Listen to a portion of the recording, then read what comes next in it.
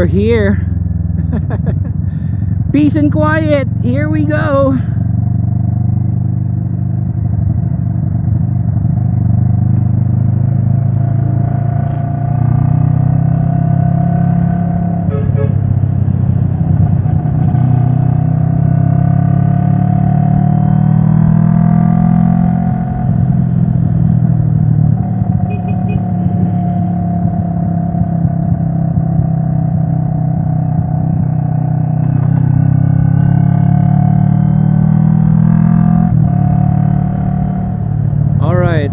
Bakit nga ba UP Diliman yung isa sa mga very few places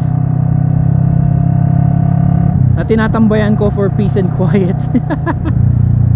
Hindi, kasi dito ako nag-aaral 1995 hanggang 2004, 9 years.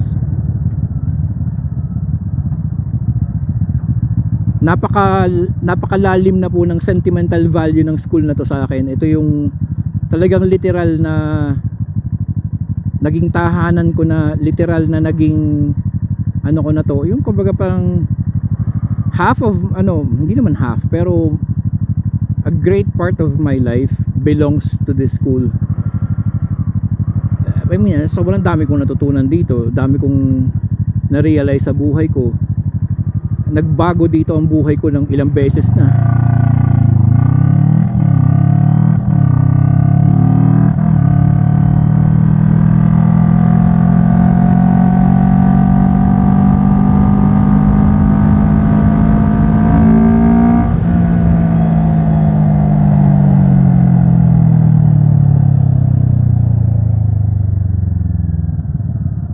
Itong school na to, binago nito ang buhay ko ng ilang ulit-ulit. Every semester binabago nito ang oras. Every semester meron ako ditong life-changing moments. Kahit hindi nga every semester, every day.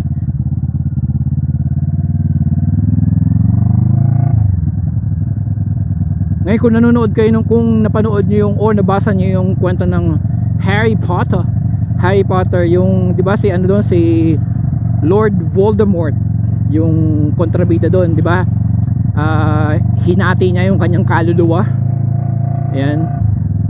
Ginawa niya mga Horcrux, yung bang tawag doon? Hinati niya, tapos inilagay niya sa iba't ibang mga bagay. Yung 7 Horcrux, hindi ko mabanggit kung ano. Ayun, parang ganun. A substantial amount of my soul yan, naiwan ko dito sa UP Diliman. Nag-aral ako dito ng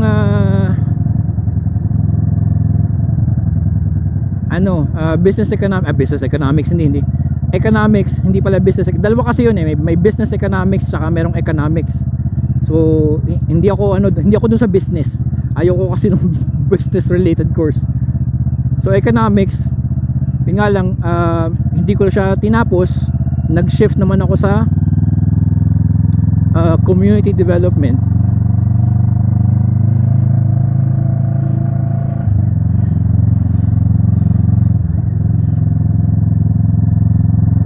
Kaya ako tumagal ng 9 years. Pero sasabi ko sa inyo, yung 9 years na yun, sobrang napakalaki ng impact nun sa buhay ko. And I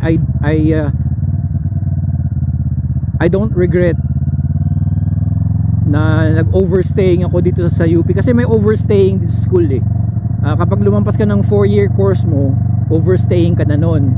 Tapos meron pa kaming tinatawag na maximum residency rule, yung kumbaga maximum lang na hanggang, if I'm not mistaken, is 12 years. Hindi ko natanda, malay ko, hindi ko na alam. Hanggang 12 years ka lang pwedeng magstay sa UP Diliman. Yung undergrad, yung undergraduate course mo.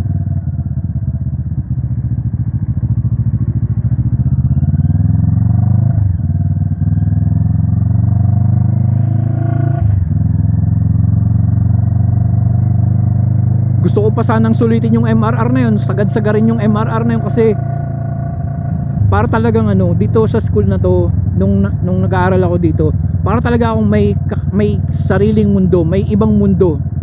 Ibang mundo tong UP Diliman, ibang bansa, yan. Na pag lumabas ako dun sa Philcoa o kaya dito sa Katipunan, pakaramdam ko nasa ibang bansa ako o nasa ibang lugar ako. So itong school na to, itong buong campus na to, yung talagang para siyang ibang planeta. Yun ang feeling.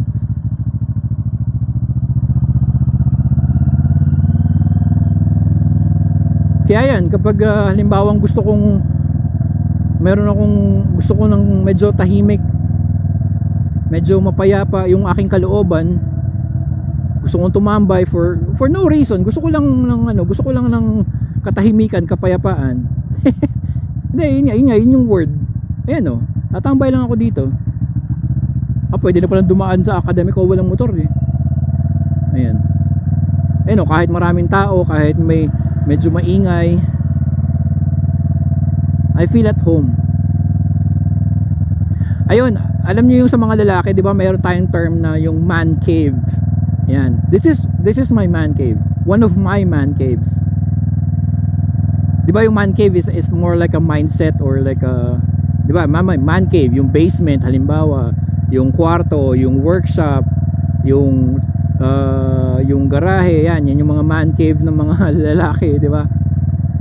Mga lugar kung saan meron silang peace and quiet, meron kaming peace and quiet, lugar na talagang parang sacred and solemn to guys. Yan yung man cave na tinatawag. Isa to sa man cave ko. Yan, tatambay lang ako dito, talagang nakaka-recharge yung feeling. Yun kung may matatambayan tayong parking, ito pwede tayo dito, makipark tayo sa mga small displacement.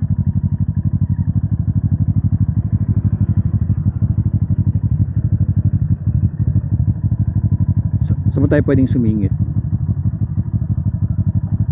Uy, merong free blood pressure checkup. Sige, makiusyoso tayo. Ano ba meron ngayon dito? Ano ba nangyari ngayon dito?